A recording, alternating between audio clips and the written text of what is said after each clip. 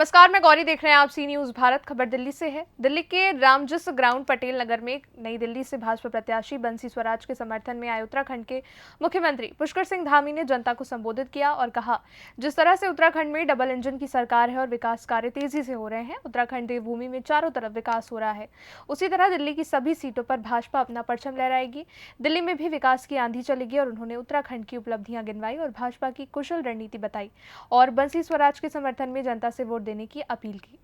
दिल्ली में school college खोलने के नाम पर ये सत्ता में आए, इन्होंने स्कूल कॉलेज तो खोले नहीं, पूरी दिल्ली को शराब माफियाओं को नीलाम कर चुके हैं और शराब घोटाले की काली कमाई में मुख्यमंत्री केजरीवाल, उप मुख्यमंत्री सिसोदिया, सत्येंद्र जैन और उनके कई नेता आज इसमें शामिल हैं। इसके सबूत मिले हुए हैं।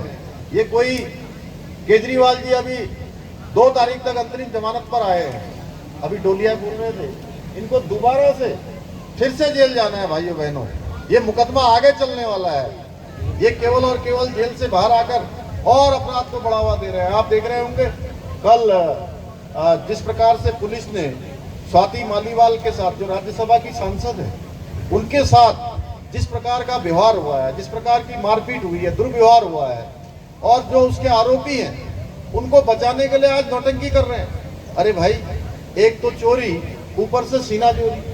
आप जेल से छूटकर सीधे हनुमान जी के मंदिर में जाते हैं, बालाजी के दर्शन करते हैं। अरे बालाजी भगवान और शराब का तो कोई लेना देना ही नहीं है, आपस में कोई मेल ही नहीं है। ये सब काम आपने पहले कर लिया होता तो शराब का घोटाला आप नहीं करते। भाइयों बहनों, मुख्यमंत्री आवास में अपनी महिला सांसद से जो इन्होंने बदसलूकी की है, इनका महिलाओं के प्रति क्या व्यवहार है, ये इनकी सोच उजागर होती है। और आज ये नौटंकी कर रहे हैं। ये वही केजरीवाल हैं जिन्होंने कभी कहा था कि कांग्रेस से कभी न गठबंधन करने की कसम खाई थी। आज उन्हीं के साथ गलबैया कर रहे हैं। और मैं अभी पंजाब में गया, मैं हरियाणा में गया, पंजाब में देखा तो पंजाब में ये कांग्रेस पार्टी और आप पार्टी दोनों अलग अलग चुनाव लड़ रहे हैं, दोनों एक दूसरे को कोस रहे हैं। और दिल्ली में और हरियाणा में गठबंधन कर रहे हैं। भाइयों बहनों, ये गठबंधन सिर्फ जनता को ठगने का गठबंधन है। दिल्ली में एक साथ, पंजाब में एक दूसरे के खिलाफ। असल में ये अपना भ्रष्टाचार छुपाना चाहते हैं, अपने परिवारवाद को आगे बढ़ाना चाहते हैं। घपले घोटालों में ये एक दूसरे के पक्के साझेदार हैं। ये कट कमीशन में एक दूसरे के ठगबंधन है। मोदी विरोध में ये लोग इतने आगे निकल गए कि दिल्ली में ऐसे लोगों को चुनाव में खड़ा कर रहे हैं कि जो कहते हैं कि अफजल के समर्थकों को, जो कहते थे कि जो है अफजल हम शर्मिंदा हैं, तेरे कातिल जिंदा हैं, भारत तेरे टुकड़े होंगे। तो इस प्रकार के लोगों को चुनाव में खड़ा कर रहे हैं। यानी कि ये मोदी जी का विरोध करते करते ये इतने आगे निकल गए हैं कि अब देश के विरोध पर उतारू हो गए हैं। भाइयों बहनों, इनका जो घोषणा पत्र है, जो घमंडिया गठबंधन का घोषणा पत्र आया है, उस घोषणा पत्र में जो जिन्ना का मुस्लिम लीग है, उस मुस्लिम लीग की छाप नजर आती है। ये लोग आपकी जिंदगी भर की जो मेहनत की कमाई है, वो संपत्ति है, उसको भी विरासत कर लगाकर उसको हड़पना चाहते हैं। यानी कि आपने पूरी जिंदगी भर अगर अपने बच्चों के लिए आपने 1 लाख रुपए बैंक पर रखे हैं, तो ये कहते हैं कि हम उसका एक्सरे करवाएंगे। आपने कोई मकान बनाया 4 कमरे का, तो उसका भी एक्सरे करवाएंगे। आपने कोई जमीन खरीदी है तो उसको भी ये जांच करवाएंगे और कहते हैं उसमें से आधा हमारी सरकार बनेगी तो हम जब्त कर लेंगे। और जब्त करके एक जो विशेष इनका वोट बैंक है, कहते हैं ये संपत्ति उनको दे दो। भाइयों बहनों, ये इस प्रकार की सोच के साथ चल रहे हैं। इन्होंने ऐसे कई षड्यंत्र कर दिए। कर्नाटका में इन्होंने ओबीसी का आरक्षण एक वर्ग विशेष के लोगों को दे दिया, मुस्लिम समुदाय के लोगों को सीधे सीधे वहां आरक्षण दे दिया। संयुक्त आंध्र प्रदेश में ये काम पहले ही कर चुके हैं। ये कर्नाटका का मॉडल ये पूरे देश में लागू करना चाहते हैं। ये लोग आपका अधिकार छीनकर एक अपने चहेते वोट बैंक को देना चाहते हैं, क्योंकि ये हमेशा कहते हैं कि देश के संसाधनों पर पहला अधिकार एक वर्ग विशेष के लोगों का है। इसलिए भाइयों बहनों, हमें इस भ्रष्टाचार और तुष्टीकरण वाले इनके मिशन को रोकना होगा और मोदी जी को एक बार फिर से प्रधानमंत्री बनाकर जो विकसित भारत का संकल्प है उसमें अपना योगदान देना होगा। अपनी इस मैंने उनको बोलते हुए देखा, निश्चित रूप से एक अच्छी कुशल वक्ता के साथ साथ अपनी माँ की जो संस्कार उनको मिले हैं उन सभी को आगे बढ़ाने का काम कर रही है। भाइयों बहनों, मुझे याद है कि सुषमा स्वराज जी ने किस प्रकार से हमारे जो विदेशों में फंसे हुए भारतीय नागरिक थे, सोशल मीडिया में ये समाचार देखकर उनको सबको निकालने का काम किया। इसी प्रकार से आज उनकी बेटी को पार्टी ने यहाँ से मौका दिया है।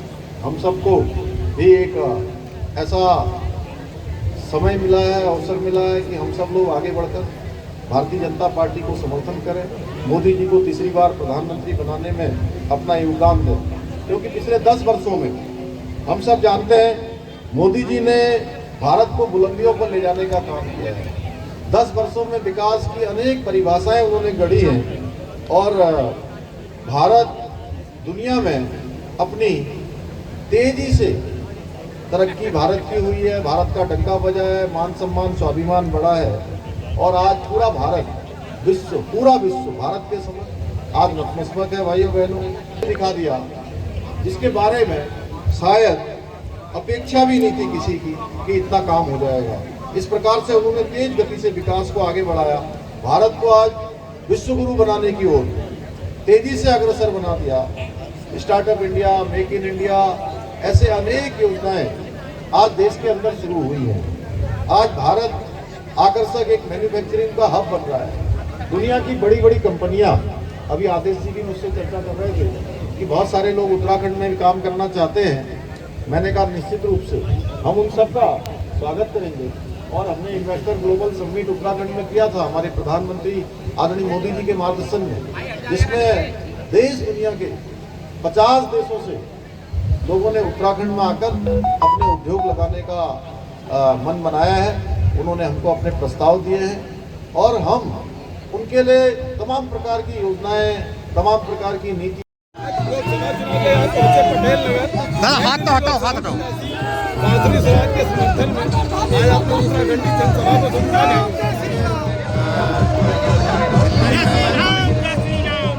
दिल्ली के लोगों ने मन बना लिया है मोदी जी को दूसरी बार प्रधानमंत्री बनाने के लिए। दिल्ली की सभी सीटों पर बड़ी ऐतिहासिक मतों से भारतीय जनता पार्टी के सभी प्रत्याशी विजय होंगे और यहाँ भी इस प्रकार से मैं देख रहा हूँ आज इतनी तपती हुई दोपहरी में इस प्रकार से हर वर्ग के लोग आ रहे हैं, माताएं बहनें नौजवान आगे आ रहे हैं। ये सब लोकतंत्र के इस महायज्ञ में भाग लेकर मोदी जी को प्रधानमंत्री बनाने में अपना योगदान। देखिए, दिल्ली की बात की जाए तो अरविंद केजरीवाल जी प्रचार जेल का जवाब वोट से देंगे, क्या कहेंगे सर? देखिए, जेल उनको दोबारा जाना है और वो एक तो चोरी कर रहे हैं, दूसरा सीना चोरी कर रहे हैं, आज की नौटंकी कर रहे हैं। अपने घर में अपनी पार्टी के महिला सांसद के साथ इस प्रकार का व्यवहार किया है, मारपीट किया है, उसको आज पूरा दिल्ली और पूरा देश देख रहा है।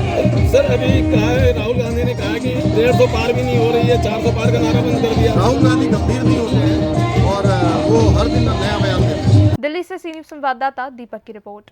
इस खबर में बस इतना ही। देश दुनिया की बड़ी खबरों के लिए देखते रहिए आप सी न्यूज़ भारत।